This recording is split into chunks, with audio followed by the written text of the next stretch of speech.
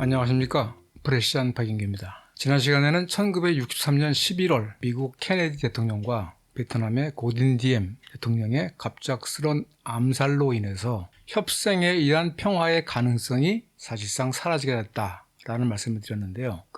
미국과 베트남의 적과에 대해서 말한 세 번째 기회인 것이죠. 첫 번째, 2차 대전 이후에 미국이 베트남의 동전쟁을 지원했더라면, 아니면 두 번째, 1954년 제네바 회의에서 합의된 남북 베트남 평화선언가 이행됐더라면, 그리고 마지막은 이제 62년도부터 64년까지 프랑스의 드골 대통령이나 우탄트 유엔 사무총장이나 또 북베트남 등이 제시했던 라오스 형식, 그러니까 친공, 반공, 중립, 정파가 참여하는 연립정권을 남베트남에 세우자라고 하는 제안들이 사라졌다. 그러한 제안들을 성사시킬 기회가 사라졌다라는 말씀을 드렸습니다.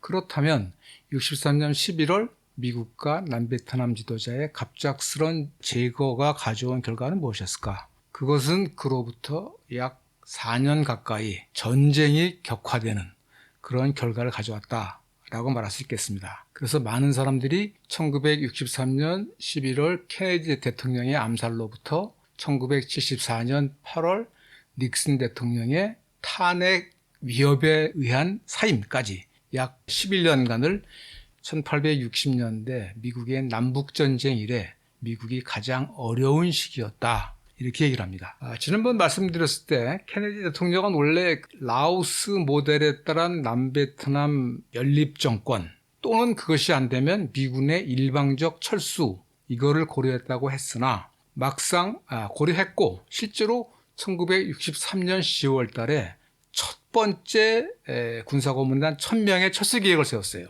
그 시행일자는 원래 12월 3일로 되어 있었습니다. 그런데 11월 22일 날 케네디 대통령이 갑자기 암살되고 나니까 이틀 후인 11월 24일 날 존슨 대통령이 됐죠. 이제 존슨 대통령과 맥나마라 국방장관을 비롯한 측근들이 모여서 앞으로 베트남 사태를 어떻게 할 것인가에 대해서 회의를 합니다. 그때 존슨 대통령이 유명한 말을 했다고 그래요. 나는 베트남을 잃지 않겠다. 그것은 뭐냐면 1949년도 중국의 공산화로 1950년부터 이른바 메카시이즘에 의해서 민주당이 엄청난 빨갱이 공세로 고생을 했기 때문에 또다시 베트남을 잃었다간 국내 정치적으로 대단히 어려워질 것이다 알기 때문이죠. 그리고는 맥나마라 국방장관을 바로 베트남으로 파견해서, 남베트남이죠. 남베트남으로 파견해서 현지 정세를 알아봐라. 그리고 대책을 세워보자 했습니다. 남베트남을 현장을 시찰하고 돌아온 맥나마라 장관의 결론은 뭐냐면 남베트남은 붕괴 일보 직전이다. 이대로 놔두면 무너진다. 이런 상태에서 미군이 철수한다는 것은 사형 선고나 다름없다. 이렇게 해서 맥나마라 국방장관을 비롯해서 맥조지 번디라고 안보부 장관, 맥스웰 테일러 그 당시 합참의장인가요? 이런 사람들이 우리가 이 베트남 사태를 진정시키기 위해서는 미군의 개입을 확대할 수밖에 없다. 그리고 그것을 위해서는 북베트남에 대해서도 공습을 가할 수밖에 없다.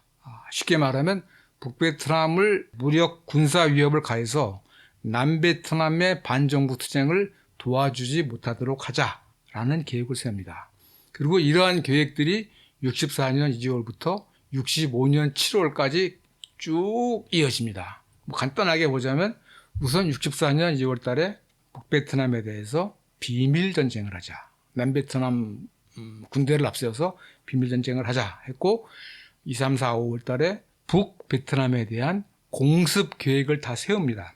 이게 1964년 6월 1일 날 호놀룰루, 하와이 호놀룰루에서 이제 이 군부와 맥나마라 국방장관 같은 사람들이 모여서 다 승인이 됐고, 다만 지금은 전쟁을 할 때가 아니다.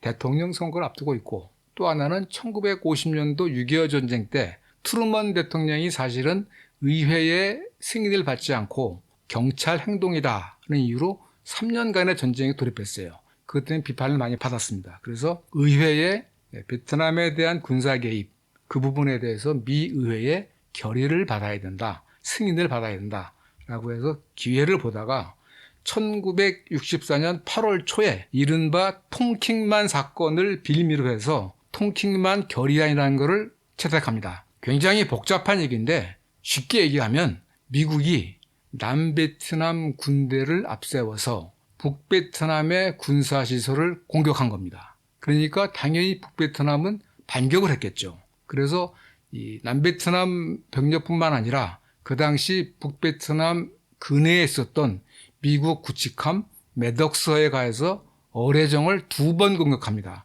8월 2일과 8월 4일날 공격하는데 현재까지 알려진 바로는 8월 2일날은 분명히 공격을 했었고 8월 4일은 공격이 없었다고 그래요. 그러나 어쨌든 중요한 것은 미국은 북베트남이 감히 미군을 공격했어?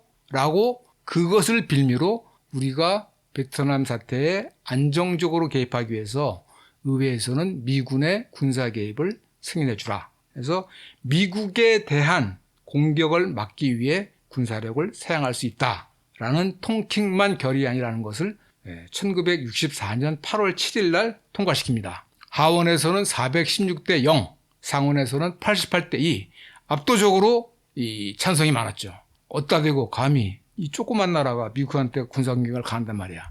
그러나 조금만 더 상식적으로 생각해 본다면 사실은 북베트남이 미군이랑 군사적으로 싸울 이유가 없었겠죠. 그러나 어쨌든 그 당시 분위기에서는 통킹만 결의안을 압도적으로 찬성하고 실제로 그 통킹만 결의안이 통과되면서 존슨 대통령에 대한 지지율이 42%에서 72%로 그야말로 폭등한다고 합니다. 그러나 64년 8월 달에 통킹만 결의안이 통과됐다고 그래서 미국이 바로 북베트남이나 남베트남의 반정부 세력에 대한 군사행동에 나선 것은 아니에요. 왜냐하면 64년 11월 달에 대통령 선거가 있기 때문이었죠. 그래서 존슨 대통령은 자신은 베트남의 평화를 위해서 싸우는 정치인이다. 그리고 반대편 공화당의 메리 골드워터라고 이분이 사실은 뒤에 레이건 대통령의 원형이 되는 강경 보수파인데 그 사람은 베트남 사태를 전쟁으로 끌고 갈 뿐만 아니라 핵무기까지도 쓸 사람이다. 라고 해서 압도적 표차로 64년 대선에서 승리합니다. 그 당시에 그 미국의 평화 진보 세력들이 쓴 책들을 보면 존슨에 대한 지지가 굉장했어요. 존슨이 돼야만이 베트남에 평화가 찾아오고 미군 개입을 막을 수 있다라고 생각을 했다는 것이에요. 그러니까 어떻게 보면 미국의 국민들에게 주어졌던 어떤 이 대외적 정책에서의 그 평화와 전쟁의 문제는 골드워터와 존슨의 차이인 거예요. 보다 강경한 골드워터와 보다 온건한 존슨이지만 사실 둘 다 군사력을 선언한 것이었죠. 어쨌든 64년 11월 달에 그 스스로 평화 후보임을 내세운 존슨 대통령이 재선에 성공을 했고 그 뒤에 호시탐탐 기회를 보다가 65년 2월 7일에 베트남 중부에 있는 플레이크라는 도시에 있는 미군 기지에서 베트콩의 공격으로 미군 병사 9명이 죽습니다. 그리고 이 사건을 빌미로 해서 미국은 이른바 북베트남에 대한 폭격을 시작합니다. 근데 이제 중요한 것은 통킹만 결의안 같은 경우도 이게 이미 다 5월 달에 64년 5월 통킹만 결의안이 64년 8월 달에 통과됐는데 64년 5월 달에 이미 다 만들었다는 거죠. 어쨌든 65년 2월 7일에 플레이쿠 미군 기지에 대한 베트콩의 공격을 빌미로 북베트남에 대해서도 공습을 시작했고 그리고 사실은 미군이 그때까지는 미군 전투병이 남베트남에 없었어요. 군사 고문단이라는 이름이 있었지. 그리고 북베트남에 대한 공습을 나선 이유는 미 지상군의 투입을 자제하고 그냥 공습에만 미군이 잘하는 공습에만 의존하자 했던 건데 3월 2일 날 롤링 썬더라고 그래가지고 뭐 우레소리라는 이름으로 공습이 시작된다면 그 다음에 뭐냐면 이 미군 기지가 베트콩의 공격을 받으면 위험하잖아. 그럼 미군 기지를 지키기 위해서 해병대를 보내자 해서 65년 3월 8일 날 해병대 2개 대대를 보냈습니다. 그랬다가 이거로도 부족해 하다 보니까 조금씩 늘리다가 1965년 7월 28일 날 미군 병력 규모를 남베트남의 미군 병력 규모를 12만 5천 명으로 늘리겠다. 사실은 이제 전면전으로 들어간 것이죠. 그리고 이때부터 68년 떼뜨 공세 때까지는 그야말로 약 2년 반 동안 엄청난 전쟁이 북에 대해서는 공습, 남에서는 베트콩과 미군 남베트남 간의 전투가 벌어진 겁니다. 그러나 이게 중요한 것은 미국이 전면적 군사 개입에 나섰다고 하지만 한국전쟁과 같이 뭐 북한까지 쳐들어가고 이런 것이 아니었어요.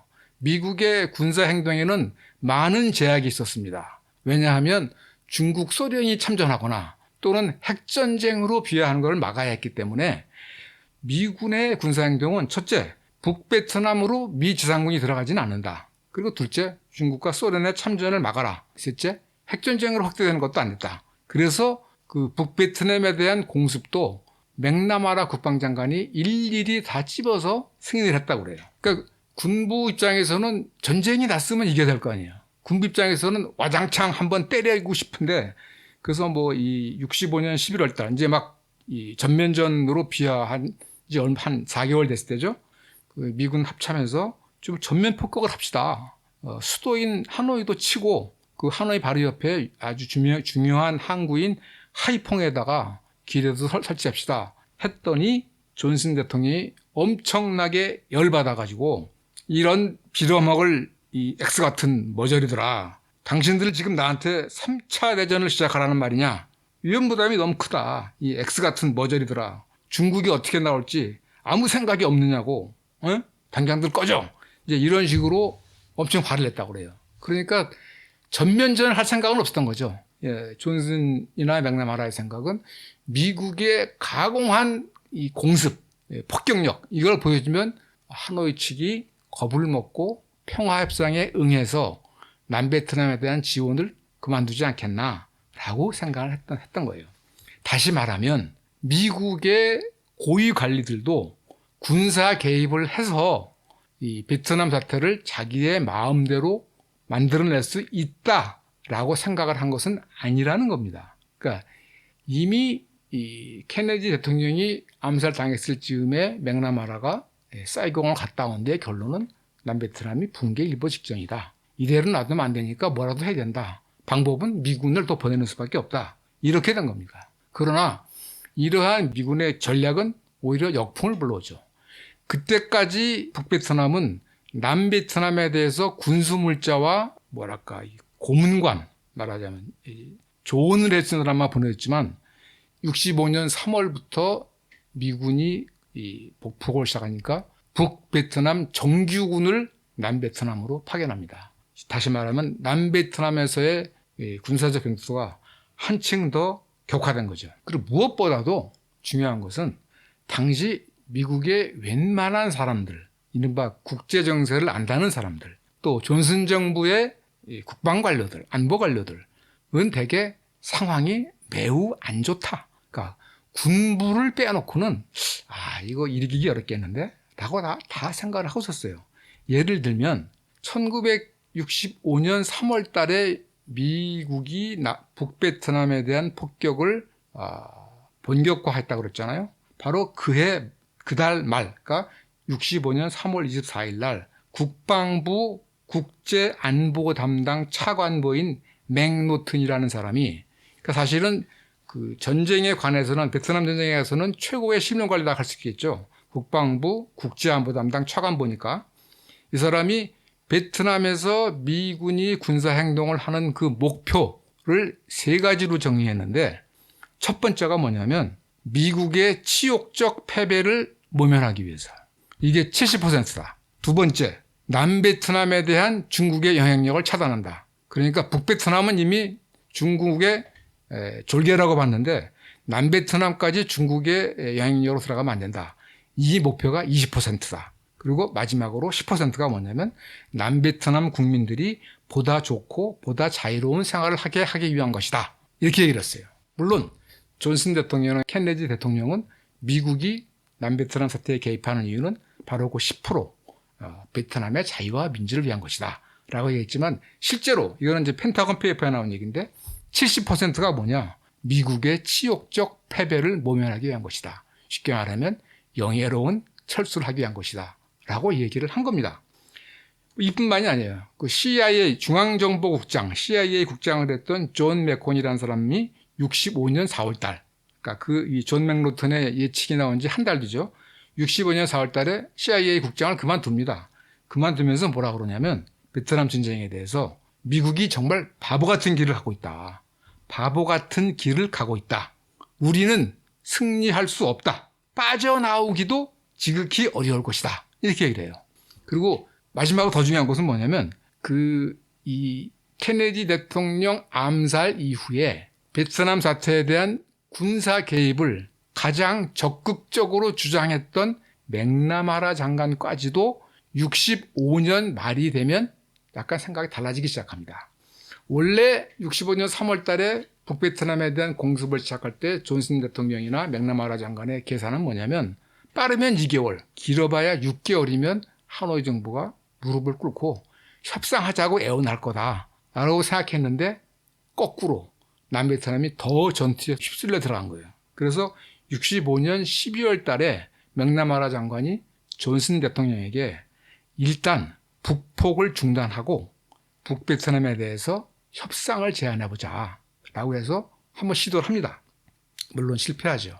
지난번 적과에 대해서 말씀드린 것처럼 68년까지 7번이나 폭격을 하다가 중단하고 뭐 협상하자 이런 식으로 7번 했지만 다 실패합니다. 이건 이제 말하자면 이 베트남 사람들은 몰랐던 것이죠. 맥나마라 장관은 이제 65년 말부터 이런 고민을 했고 66년 여름에는 미국 내의 최정예 과학자들 47명을 모아가지고 야 이미 1년 이상 북폭을 했는데 이 북폭이 그러면 하노이 정부의 행동에 영향을 미쳤냐라고 그 부분에 대해서 한번 연구를 해봐라. 결론은 공습이 효과가 없다. 하노이 정부의 이 행동에 아무런 영향을 못 미쳤고 오히려 전쟁을 더 격화시켰다라고 하는 결론을 가게 됩니다. 그리고 이때부터 미국은 이른바 전자정보전쟁에 나섭니다.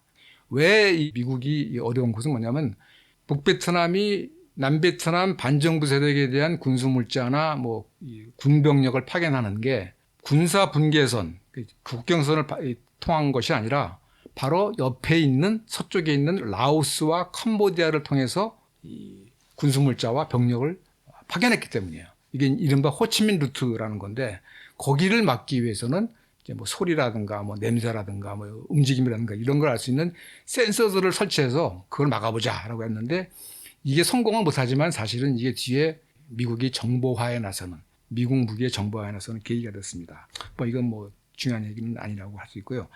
또 하나는 이제 67년 6월 달쯤 되면 그야말로 맥나마라 장관은 이거는 안 되는 거구나. 미국의 군사 개입은 안 되는 거구나. 우리가 왜 이런 바보 같은 짓을 했을까? 해서 67년 6월 달에 펜타곤 페이퍼를 만들라고 지시합니다. 미국의 베트남 개입 의사 결정에 관한 연구. 1년 반에 걸쳐서 69년 초쯤에 그 결과가 나오죠.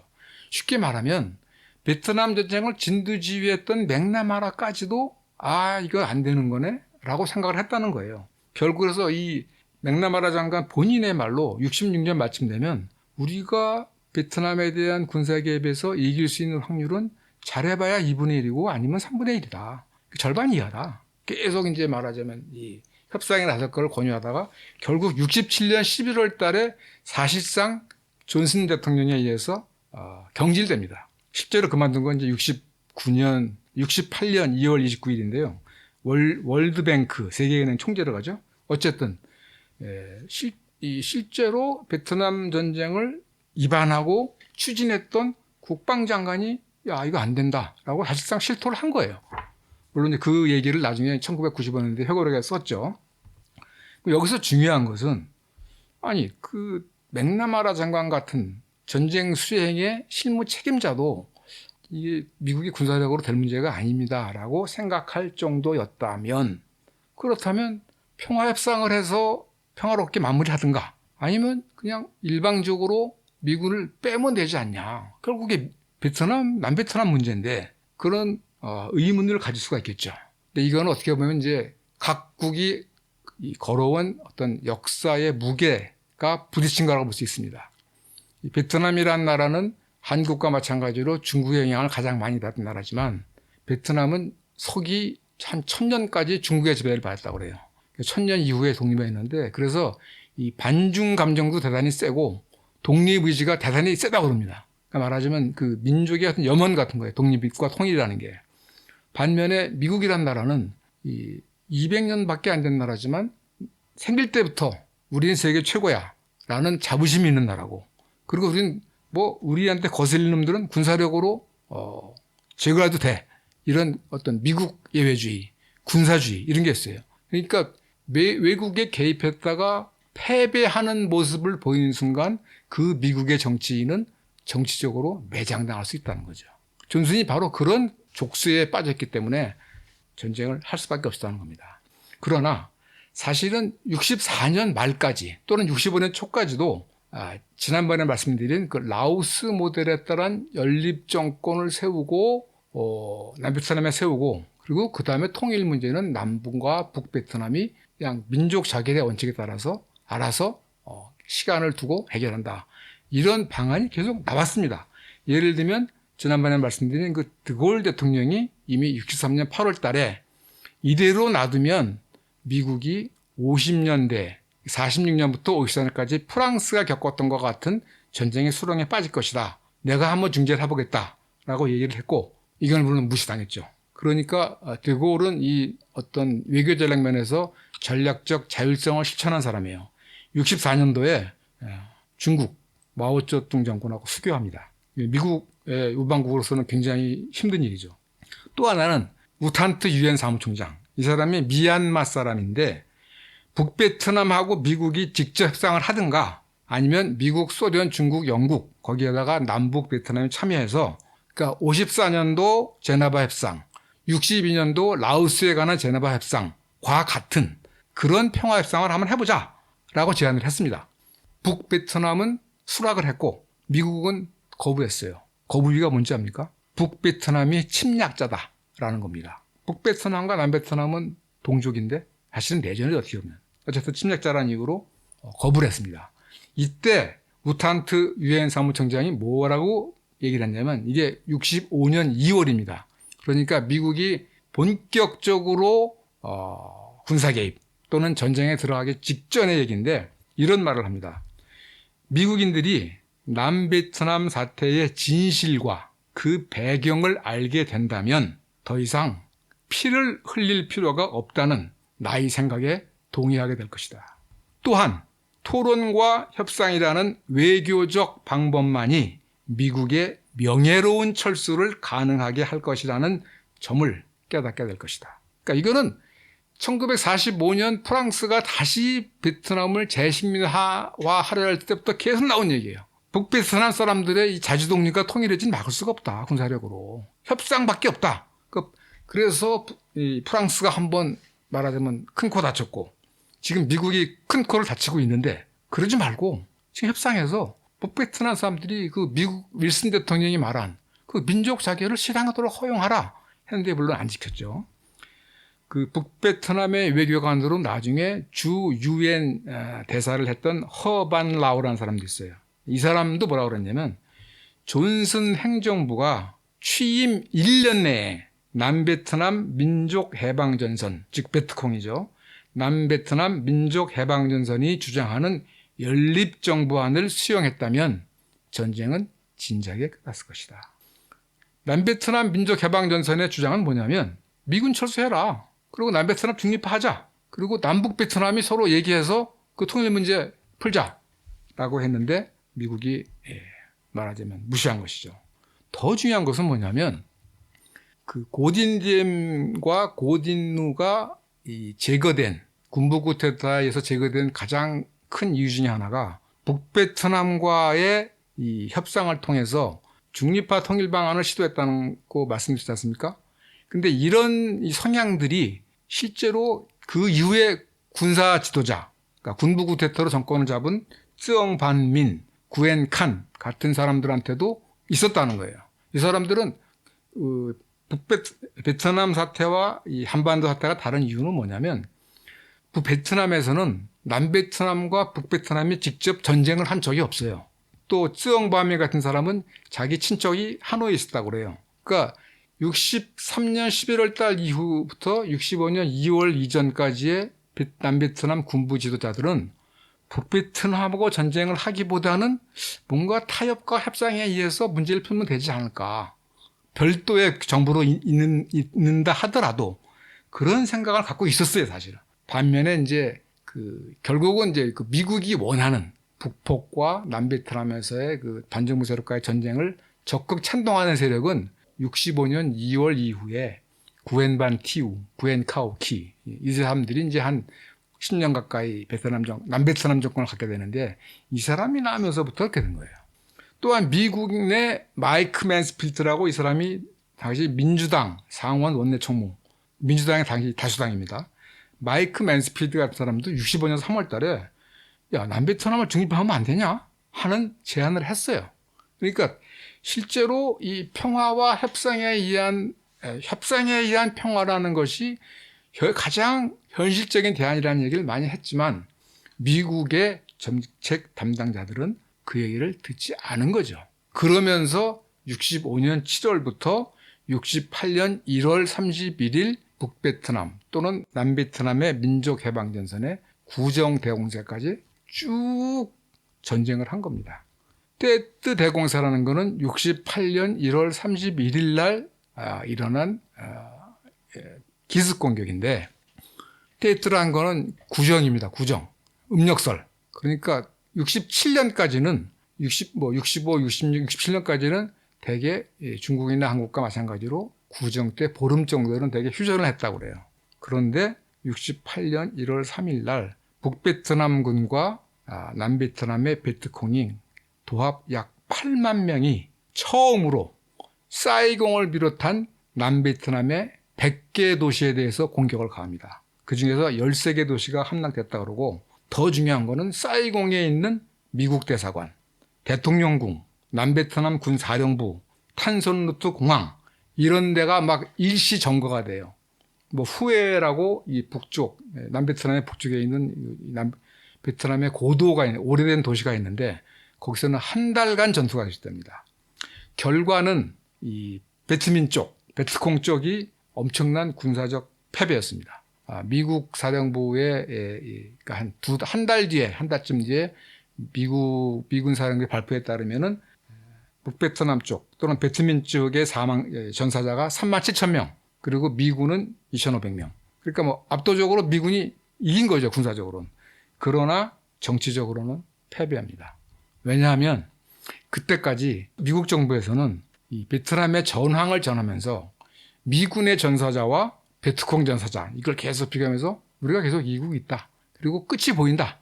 터널 끝에 빛이 보인다. 거의 끝날 거다. 라고 했었는데, 어마무시한 공격. 게다가 미 대사관도 한때 점거가 됐습니다. 그러니까 이게 우리가 그동안 듣던 것과 다르구나. 말하자면 미국민들의 베트남 전쟁에 대한 인식에 일대 충격이 가해진 거죠.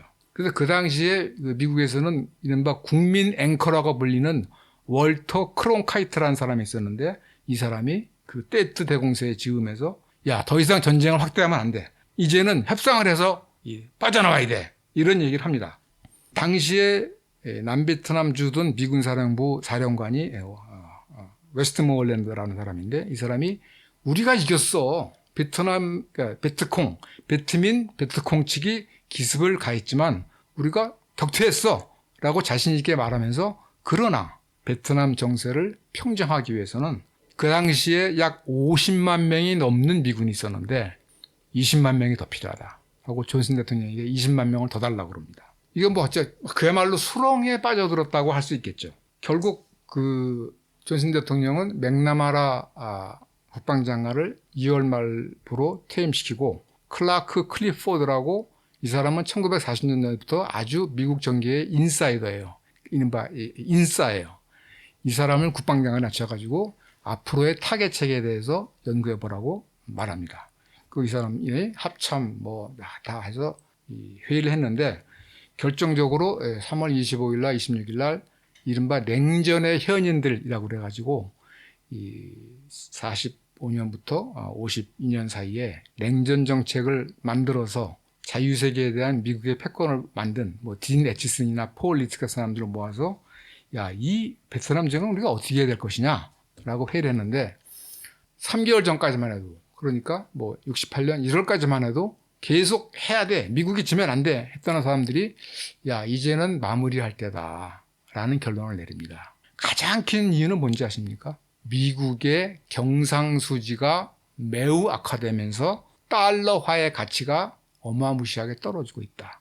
미국의 군사적 신뢰도는 물론 이러니와 경제적 신뢰도까지 떨어지고 있다 해서 말하자면 마무리할 것을, 사실상 철수할 것을 공고한 거죠. 공고했습니다. 그리고 3월 31일 날 대국민 방송을 통해서 존슨 대통령은 북폭을 중지하고 북베트남과 평화협상을 시작할 것이며 자신은 68년 말에 있을 11월에 있을 대통령 선거에 출마하지 않겠다라고 발표합니다. 이것은 사실상 미국의 베트남 정책이 실패했다라는 것을 자인한 것이죠.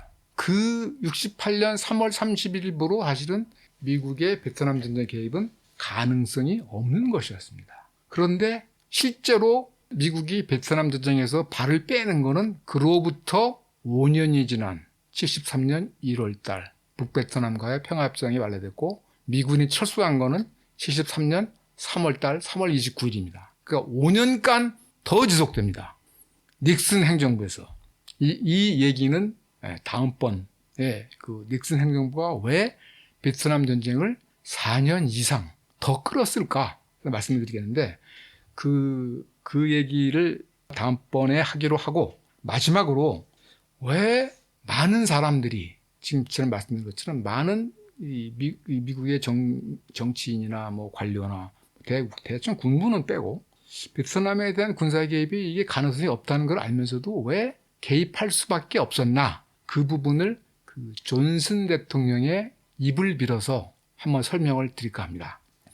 존슨 대통령은 그 텍사스의 텍사스 출신이고 사범대학을 나왔다고 그러나요? 선생님 하다가 이제 이 정계에 입문한 사람인데 존슨 대통령은 대통령으로서의 꿈이 뭐냐면 위대한 사회였어요. 위대한 사회라는 건 뭐냐면 모든 미국인들이 잘 사는 사회. 흑인을 비롯해서 소수인종까지 해서 말하자면 그 당시가 이제 민권법에서 하여튼 그런 그 시민권 운동이 굉장히 활발했을 때니까 나는 국내의 모든 사람들이 잘 사는 사회를 만들 거야 라고 했는데 베트남 전쟁이 계속 있었던 거 아닙니까? 그런데 이 사람이 생각하기에 베트남 전쟁에서 발을 뺐다가는 위대한 사회 프로그램도 안 돼 라고 생각을 한 거예요. 그런데 루즈벨트 대통령은 뉴딜도 하고 2차 대전도 승리했어요.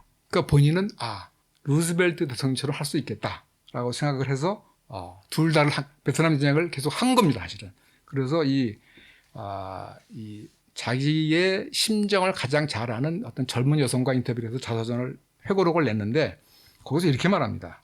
위대한 사회를 포기한다고 생각하면은 끔찍했다. 그러나 미국이 공산 세력과의 전쟁에서 진 책임을 내가 져야 한다는 생각을 하면 더더욱 끔찍했다. 그보다 더 최악의 상황은 있을 수 없었다. 그러니까 자기는 위대한 사회를 건설하고 싶었지만 베트남을 잃었다는 평가를 받는 순간 자기는 그야말로 정치적으로 사망한다.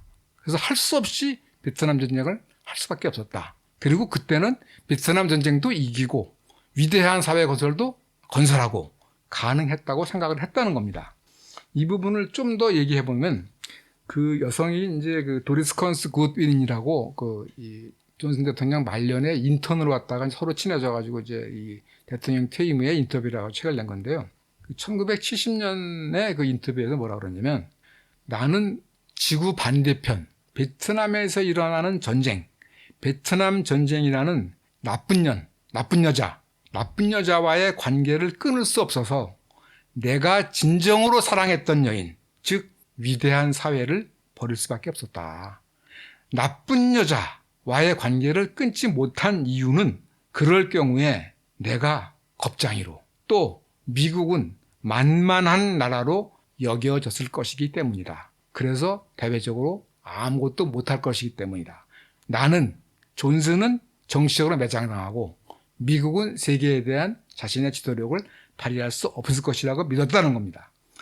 그러면서 하는 얘기가 이 부분이 중요한데 전쟁에 몰두하느라고 진짜 중요한 국가적 목표를 날려버린 역사적 사례는 무수히 많다. 그러면서 이렇게 말합니다.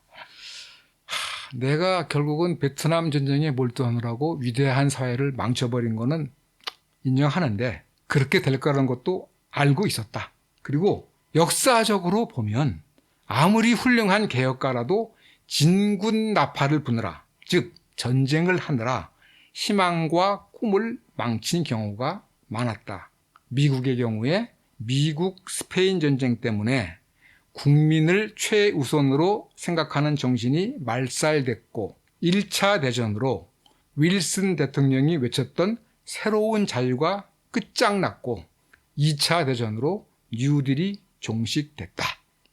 일단 베트남 전쟁이 시작되자 의회 보수파 전원은 전쟁을 위대한 사회를 공격하는 무기로 써먹었다. 그들은 전쟁이 우선 과제라고 주장했다. 다시 말해서 우선 공산당을 때려잡아라. 집 없는 미국인들에 대한, 가난한 미국인들에 대한 걱정은 그 다음이었다. 그리고 장군들, 그 사람들은 전쟁을 사랑했다. 전쟁 없이 영웅은 안 나온 거 아닌가. 영웅은 전투와 폭탄과 총알이 필요했다. 내가 군부를 신뢰하지 않은 것은 바로 그 때문이었다. 그들은 모든 것을 군사적 관점으로만 보기 때문이다. 라고 얘기를 했습니다.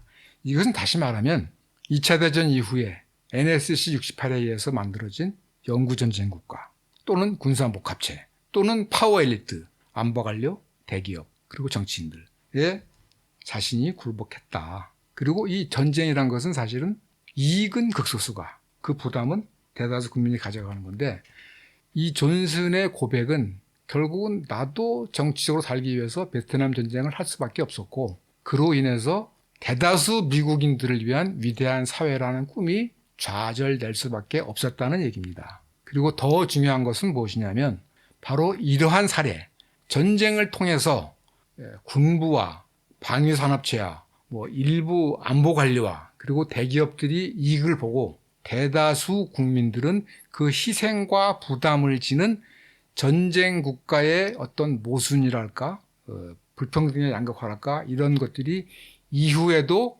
계속 돼 간다는 것이죠. 다음 시간에는 새롭게 이 베트남 전쟁을 이어받은 닉슨 행정부가 어떻게 베트남 전쟁을 오히려 키웠는가. 그래서 그 결과 이 닉슨 대통령의 업적으로 여겨지는 대공산권 화해, 미중 미소 화해가 어떻게 됐는가에 관해서 말씀드리도록 하겠습니다. 오늘 얘기는 여기까지 하겠습니다. 지금까지 들어주셔서 감사합니다.